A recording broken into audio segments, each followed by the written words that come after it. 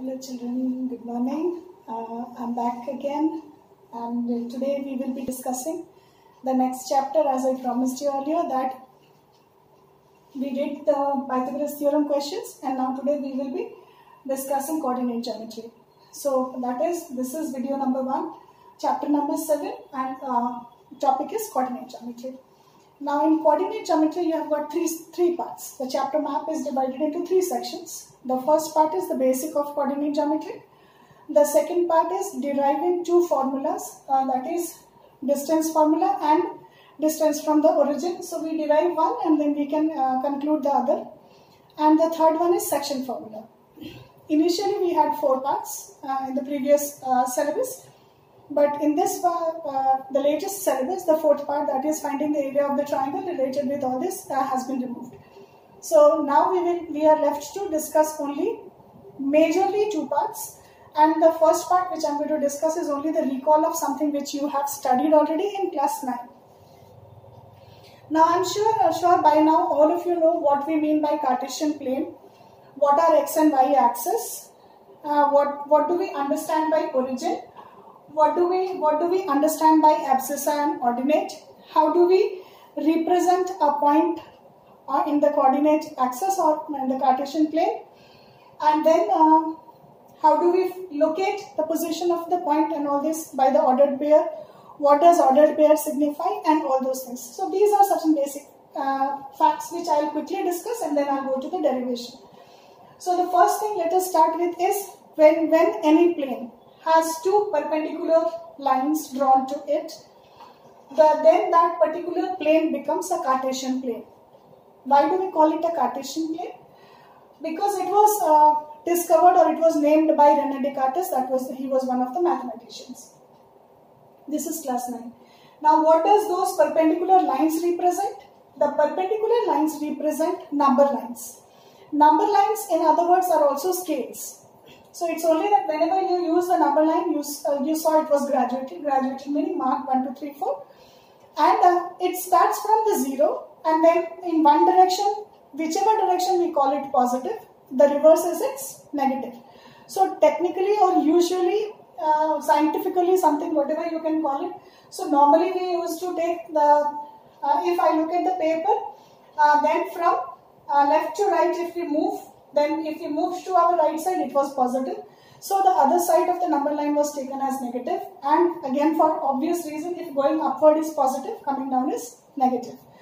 So this is how we decided the numbers on the number line.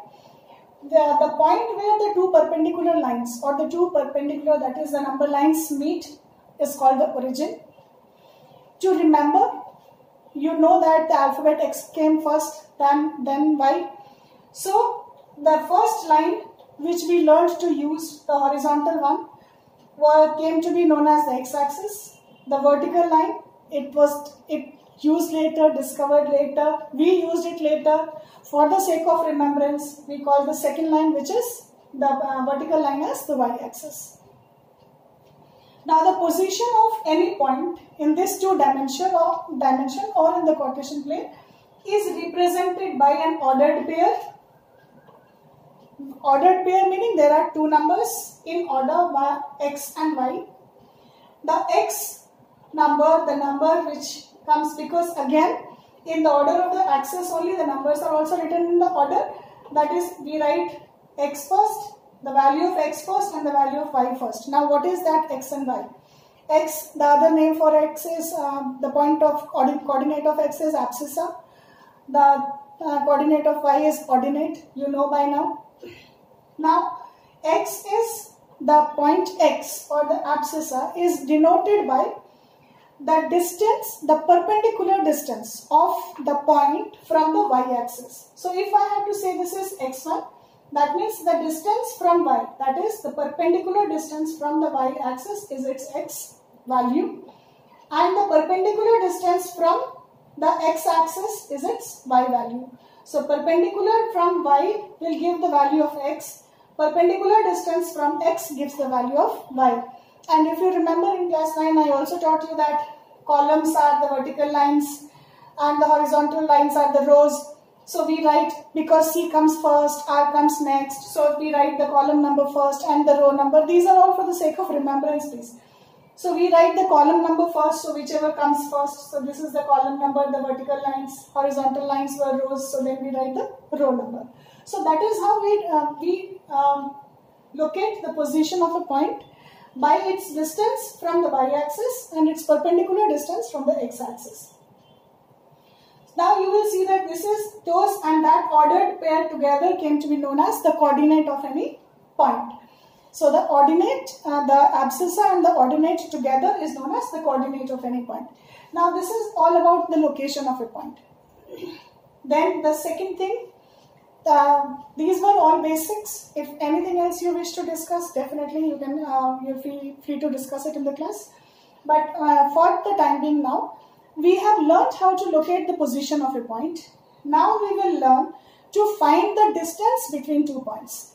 We can locate position A, like we can locate point A, say x1, y1, and we can also locate point B, say x2, y2, because of course they are two different points, so their ordered pairs will be different.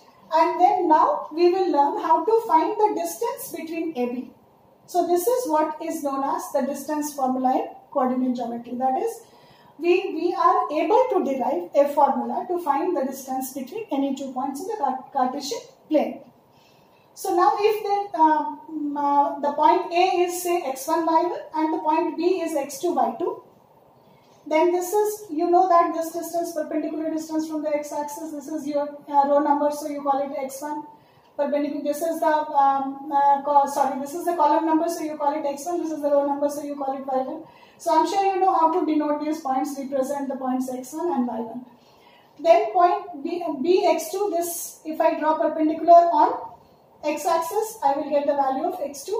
On the y-axis, I will get the value of y2. This is the perpendicular distance from y. This is perpendicular distance from x-axis. So we got y2 and x2 value. Now this values we can write down. And then we have to find the distance between AB. Now something you see that if I produce this line, here I get y1, and if we produce here we get y2, and when we bring it down we get x1 and x2. So clearly you will see that a triangle ABC is formed, and which is right angle because here we are drawing perpendicular on x-axis. So when we are drawing perpendicular on x-axis, this is 90 degrees. So a right triangle is formed, AB and C. And in this right triangle, we can clearly see that square of hypotenuse is equal to AC square plus BC square. Now we'll see whether we can find the distance between AC. Now the distance between AC is x2, the longer line, minus x1, the shorter. So this will give us this distance. So that means what do we get? We are getting AC is equal to the value of x2 minus x1. Now suppose if I give the numerical value of x2 as 4 and of x1 as 1. So then what would x1, x2 be? Obviously 4 minus 1, which is 3. So similarly, you know, the farther we go, the longer the distance becomes. So if we wish to find the distance between B and C, so the distance between B and C will again definitely be y2 minus y1. This is the distance between BC. So this we can find the total length, and then we'll subtract y1 from it. So we get BC is equal to y2 minus y1. Now let us see if we can apply it, if we can find AB square. So now in triangle, from the figure we say in triangle ABC, AB square is equal to AC square. This is using Pythagoras theorem. Using Pythagoras theorem. Now that we have already learnt. So AB square is equal to AC square plus BC square, which would imply AB is equal to under the root AC square plus BC square.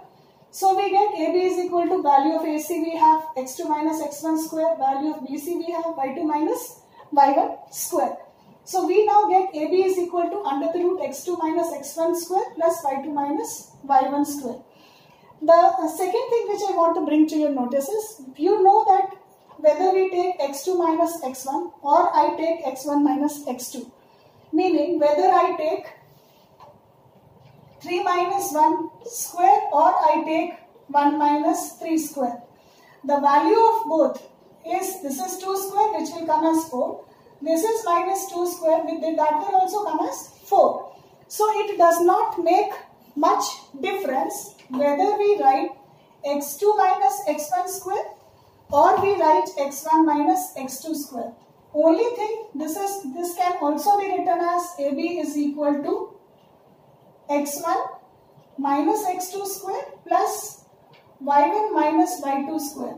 Only thing that we need to keep in mind is, if we are reversing or if we are exchanging the vertices here, then these points should also be exchanged. That is, the coordinates of y should also be exchanged. They should follow an order. That is, if you are taking x1 minus x2 and here also y1 minus y2, that should be followed. So this is the whole purpose of saying it. So either we can write AB equal to x2 minus x1 square plus y2 minus y1 square, or we can also write AB is equal to x1 minus x2 square plus y1 minus y2 square. So this would happen if the point will go in the negative direction. So that also is possible.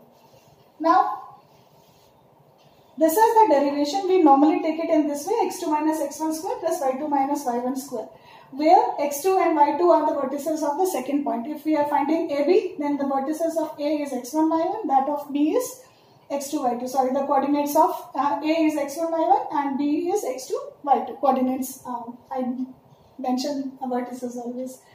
So this, and then we get this value. I told you that you can also arrange in this way, because the square of the negative also yields a positive result. Now this is the distance between any two points. We also have a second formula, which is distance of a point from origin. Distance of a point from origin. Now if you look at this figure, O, I am taking the distance of OP. So what is the coordinate of O? Always 0, 0. And what is the coordinate of P? Because it is alone, so we can write xy or x1, y1 or x2, y2, whatever you wish to write. Because there are no differentiations, so we are writing only x and y, because it has only one point x and this is the other point, which will be y. So now the distance between OP will be 0 minus x square plus 0 minus y square, and that will be equal to x square plus y square. So we say that the distance of a point from the origin is equal to under the root of x square plus y square. So this is the distance of point from the origin. So now we have these two distance formula. One from the origin and the second is distance between any two points. Now the question is, where do we use it? What are its use? So first thing is, if we talk in the larger scale, larger perspective, then this is used to find the distance between any two points in space in two dimensions, whichever way. So in further studies also you will require this, and you will know its application in architecture, in geometry, in so many other places. But for the time being, in this syllabus of class 10, we will be making use of the distance formula in verification of three different things. The first one is to verify the properties of a triangle. We are only verifying, please. You see that we are not deriving. We are only verifying the properties of triangles. For example, suppose instead of 2 points, you are given 3 points. You will be given 3 points, say A, x1, y1, and B, x2, y2, and C, x3, y3. Now, if you are given 3 different points, then definitely now if you see here, and I mark this C as x3, y3, suppose. So then definitely we can find the distance between AB, we can find the distance between AC, and we can find the distance between BC using the same formula. As we are finding for AB, the same way we will find for AC. This time it will be x3 minus x1, y3 minus y1 whole square here. And this will be x3 minus x2 or x2 minus x3, because I told you that it doesn't matter how you arrange your vertices. But then if there are 3 points, we definitely can find 3 segments. One is AB, then other is BC, and the third is AC. So we can then find 3 segments. Now if you can find 3 segments, then you can definitely compare its length. You can say AB equal to BC is equal to AC. So if all the 3 segments will be equal, then the triangle will be equilateral. If 2 segments are equal, the triangle will be obviously isosceles. If none of the segments are equal, then it is a scalene triangle. And then there is a fourth one. If the sum of square of any two sides, like you have AB square plus BC square equal to AC square, then these are the segments, these are the vertices of a right triangle. So there are four things that we can verify related with using this distance formula about the property of triangles. Then we also verify the property of quadrilaterals using the same formula. So now instead of, because in a quadrilateral we know that we are going to have four different vertices, so there will be four different points. Four different points meaning all the ordered pair different, all the coordinates of the four different points will be different. Now because we have four different points, we can again find four different line segments. That is, we can find AB, we can find BC, we can find CD, and we can find AD. So we can find four segments. Now if all the four segments are equal, then the quadrilateral can be a square or it can be a rhombus. Now again we have to differentiate between square and rhombus. To differentiate between square and rhombus, you know that the length of the diagonals of the rhombus are unequal and the length of diagonals of a square are equal. So in that case, we will have to find six segments. First you will find AB, BC, CD. First you will find AB, BC, CD and AD, and then you will find BD and AC as well. So obviously we can find, like we find AB, so we can find AC. Does not make a difference so long as we have got two pair of coordinates. So we have for A and C, and similarly we have for B and D. So then we will find AC and BD as well.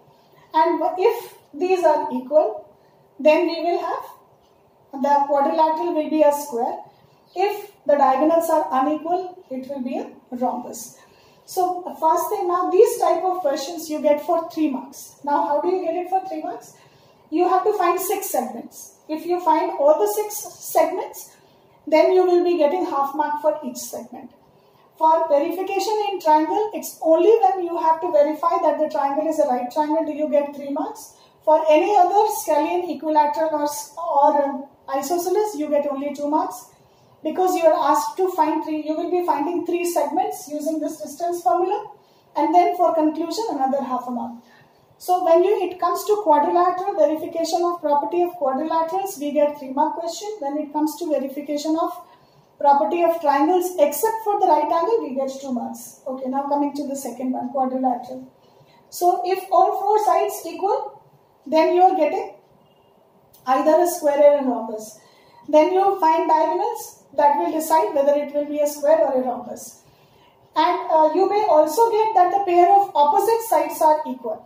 Now if you get 2 pair of sides that is equal, then it can be a rectangle and or it can be a parallelogram. It can either be a rectangle or a parallelogram. And then again we find another 2 diagonals. So then we will again be using the diagonal property, that is, in a rectangle the diagonals are equal, in a parallelogram the diagonals are unequal. So that is again the second property of rectangle and parallelogram. So here we have first one for square, second one for rectangle. Then the third application of it is to find collinearity between 3 points.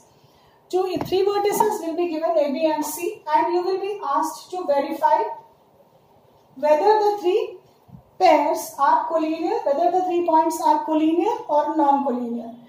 Now if there are 3 vertices in line, suppose I say A, B and C, and if they are not in line, so these are the 2 cases possible. If they are in line, then length of any 2 segments will be equal to the third.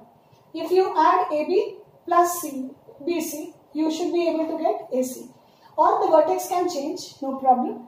The points can change, but if the length of any 2 segments, that is the measure of any 2 segments, you will find 3 segments, AB, BC and AC.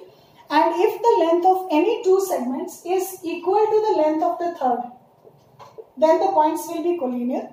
And if you see here, if they are non-collinear, then you know that in a triangle the sum of 2 sides must always be greater than the third. So if the points are not collinear, then the sum of 2 sides will be either greater or less, but they will never be equal. So if it is equal, it is collinear. If sum of two sides unequal, then the points are non-collinear. So this is how these three things we verify. That is, we find the distance using the distance formula first. Then we verify the property of triangles.